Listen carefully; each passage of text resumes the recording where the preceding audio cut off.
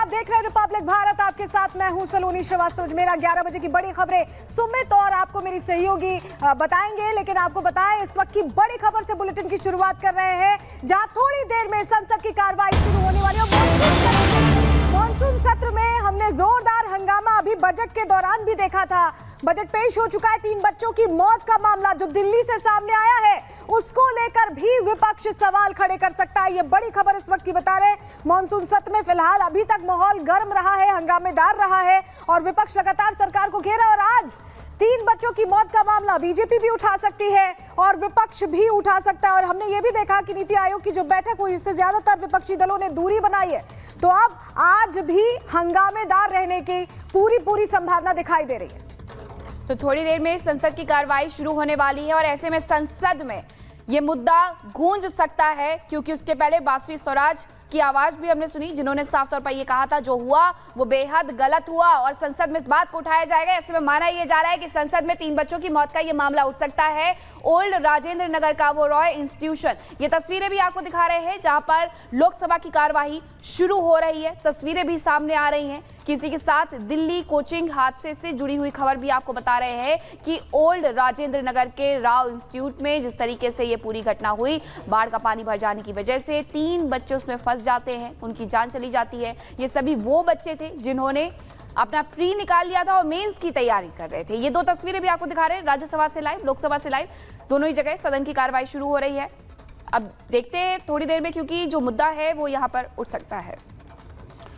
और वही तस्वीरें इस वक्त उत्तर प्रदेश विधानसभा से, जहां पर एक तरफ लोकसभा राज्यसभा की कार्रवाई शुरू हुई है, तो वहीं आज से विधानसभा जो सत्र है उसकी भी शुरुआत हो रही है उत्तर प्रदेश के अंदर। उत्तर प्रदेश के सीएम योगी आदित्यनाथ जो इस वक्त मुलाकात कर रहे हैं, जो सहयोगी विधायक हैं उनके साथ भी, पार्टी के जो अलग दूसरे विपक्ष के जो लोग हैं उनके साथ भी मुलाकात इस वक्त यहां पर इस वक्त की जा रही है। आपको बताएं कि चुनाव के बाद ये पहला सत्र है उत्तर प्रदेश विधानसभा का और लगातार विपक्ष की तरफ से जो आक्रामकता है वो अपनाई गई है।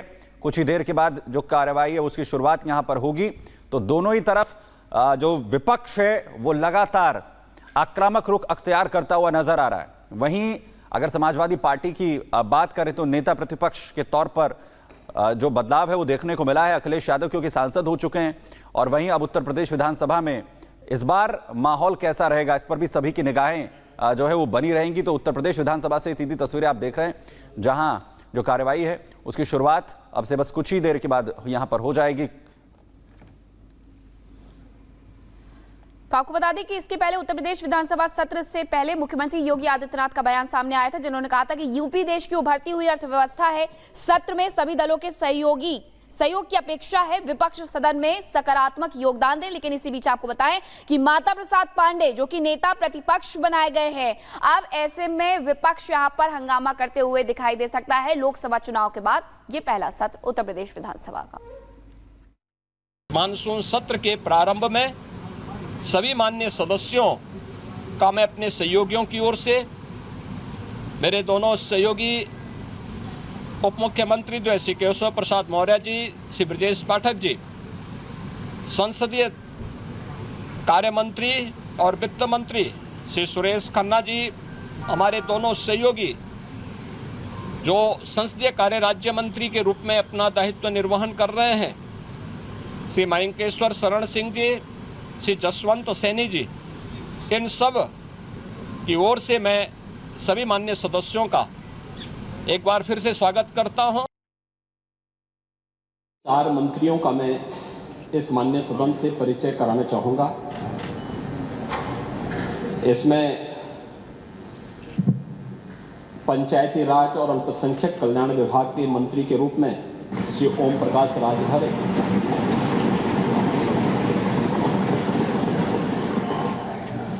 प्रदेश सरकार में विज्ञान और प्रौद्योगिकी मंत्री के रूप में श्री अनिल कुमार जी को, प्रदेश सरकार में कारागार मंत्री के रूप में श्री दारा सिंह चौहान जी को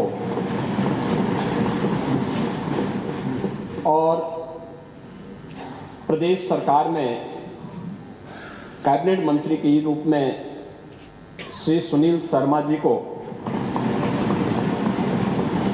मंत्रिमंडल में शामिल किया गया है।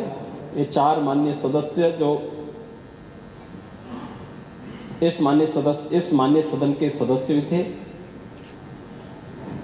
या उच्च सदन के सदस्य थे, उन्हें मंत्रिमंडल के रूप में शामिल करके उनका परिचय मैंने इस माननीय सदन के सम्मुख कराया है। धन्यवाद। नतीखा प्रश्न संख्या 1 डॉक्टर रागिनी। माननीय नेता प्रतिपक्ष को, क्योंकि आज एक मिनट इस समय एक सेकंड मैं आधे से भी आधा लूंगा। आप बैठ, इसके लिए आभार प्रकट। आप बैठ, एक सेकंड बैठ जाइए।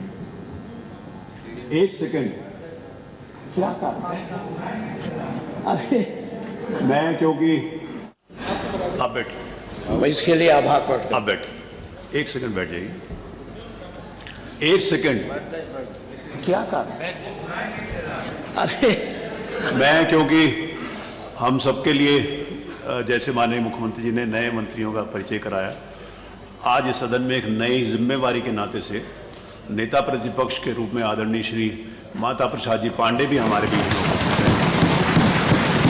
आदरणीय माता प्रसाद जी पांडे का जीवन समाज के लिए समर्पित रहा। हमेशा 7 बार विधायक रहने का इनको गौरव प्राप्त है। 7 बार बहुत लंबा पीरियड होता है। विधानसभा अध्यक्ष की कुर्सी को भी आपने सुशोभित किया 2 बार। आपके मार्गदर्शन में हम सब लोगों को बहुत कुछ सीखने को मिला। आज नेता प्रतिपक्ष की जगह आपको बैठकर देखकर मेरे को बहुत प्रसन्नता है। मैं आपको शुभकामनाएं देता हूं और आपका मार्गदर्शन और आपका सहयोग विधानसभा को सुचारू रूप से चलाने में एक सकारात्मक चर्चा, जिस प्रकार से एक उत्तर प्रदेश की एक छवि पूरे देश में है कि उत्तर प्रदेश की विधानसभा में अच्छी चर्चा होती है, उसमें आपका सहयोग और आपका मार्गदर्शन मिलेगा। मेरा ऐसा आपसे निवेदन है। माननीय नेता प्रतिपक्ष, आप क्या कहना चाहते हैं? सबसे पहले मैं माननीय अध्यक्ष जी आपके प्रति आभार प्रकट करता हूं। जो शब्द आप मेरे लिए प्रकट किए उसके लिए मैं धन्यवाद भी देता हूं। माननीय अध्यक्ष जी, इस समय प्रदेश में बहुत गंभीर समस्याएं आ गई। बाढ़ भी है, कानून व्यवस्था भी है, विद्युत व्यवस्था भी है और भ्रष्टाचार भी है। इस सब पे चर्चा करेंगे। आप नेता प्रतिपक्ष हैं, आपका अधिकार है विभिन्न नोटिस देने का, तो आप देंगे। हम सभी के ऊपर चर्चा करेंगे और सरकार सबका जवाब देने के लिए तैयार है। ठीक है माननीय अध्यक्ष जी। मैं अरे रुको ना यार, वो बोलने दो, पता तो चले कि आर्टिफिशियल नहीं है। अब हम बोल चुके। चलो माननीय सदन, चलो। अरे वर्मा जी, तो उत्तर प्रदेश विधानसभा की जो कार्यवाही है उसकी शुरुआत हो चुकी है और माता प्रसाद पांडे, क्योंकि नेता प्रतिपक्ष ने चुना गया है, वो अपनी बात अब यहां पर रख रहे हैं। और वहीं इसी बीच अब सीधा रुख कर रहे हैं लोकसभा की कार्यवाही की शुरुआत। Unemployment rate during 2022 and 23, so far West Bengal is concerned, only 2.2, whereas Kerala, such a literate. जो सूचना आपने दी है उसको मैंने स्वीकार किया, तो उसके ऊपर चर्चा होगी नियम 56 पर। तो आप क्यों ये करना चाहते हैं? चलिए, आपका मैसेज हो गया। मेरा आपसे निवेदन है, नहीं, आप प्रश्नकाल में रुचि ले रहे हैं तो आप चलो। अगर आपके प्रश्नकाल में रुचि नहीं है श्रीमान अतुल प्रधान, तो आप यहां खड़े हो सकते हैं। मैं अभी करते हैं, दूर बैठो, चलो अपनी जगह पे आप बैठो, करते हैं दूर।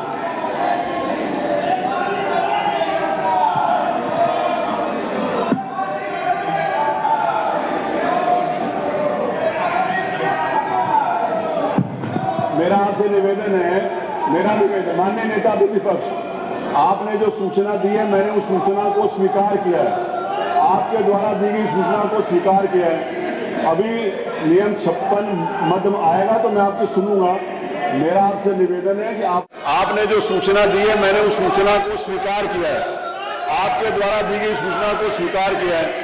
अभी नियम 56 मद आएगा तो मैं आपकी सुनूंगा। मेरा आपसे निवेदन है कि आप अपनी सीट पर जाएं। अगर आप गंभीरता से, अगर आप चाहते हैं कि हाउस स्थगित ना हो, क्योंकि ये मैं बर्दाश्त नहीं कर सकता और पहले भी नहीं किया और अभी भी नहीं करूंगा। अगर आप चाहते हो कि आगे विधानसभा का आज का सत्र अच्छी तरीके से चले, तो मेरा आपसे निवेदन है कि आप सब लोग अपनी सीट पे चले जाएं। अगर आप अपनी सीट पे जाएंगे तो अच्छी तरीके से हाउस चलेगा, आपकी बात आएगी। आप लोग चलें, प्लीज चलें। आप चलने दो। हाँ, या आप मुझे टेस्ट करने आए थे कि अपना टेस्ट देने आए थे?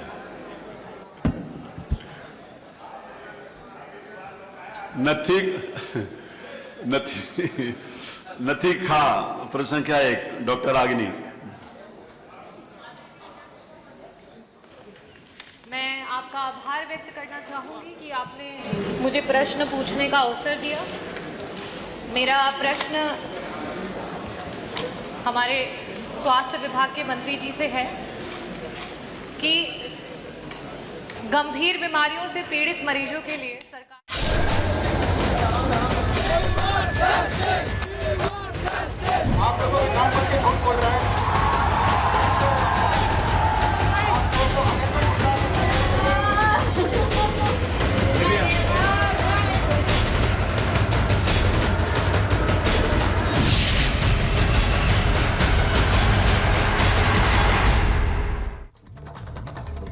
और कोचिंग सेंटर मामले में 3 बच्चों की जान चली गई है। 3 आईएएस एस्पिरेंट थे जिनकी जान चली गई है। अब इस पूरे मामले में 5 और लोगों की गिरफ्तारी दिल्ली पुलिस ने कर ली है। आपको बता दें कि इसके पहले 2 गिरफ्तारियां की गई थी, जिसमें उस जगह का मालिक और इसी के साथ कोऑर्डिनेटर गिरफ्तार किया गया था। लेकिन इसी के साथ अब 5 लोगों की गिरफ्तारी के साथ कुल गिरफ्तारियां 7 हो गई है। कल कोचिंग के मालिक और कोऑर्डिनेटर को गिरफ्तार किया गया था। इसके बाद 5 और लोगों को गिरफ्तार किया गया है। बेसमेंट में पानी भरने की वजह से अचानक 11 से 12 फुट पानी भर जाता है, जिसकी वजह से कुछ बच्चे वहां से नहीं निकल पाते हैं, जिसमें 3 ये बच्चे भी शामिल थे और इनकी जान चली गई है। लगातार प्रतिक्रियाएं भी सामने आ रही हैं। आपको सुनवाते हैं कि डीसीपी सेंट्रल एम हर्षवर्धन की तरफ से इस पूरे मामले पर क्या कुछ कहा गया है। ने पहले 2 व्यक्ति गिरफ्तार किए थे और अब हमने 5 और लोगों को इस केस में गिरफ्तार किया है। इसमें 4 वो हैं जो इस बेसमेंट के ओनर्स थे और एक व्यक्ति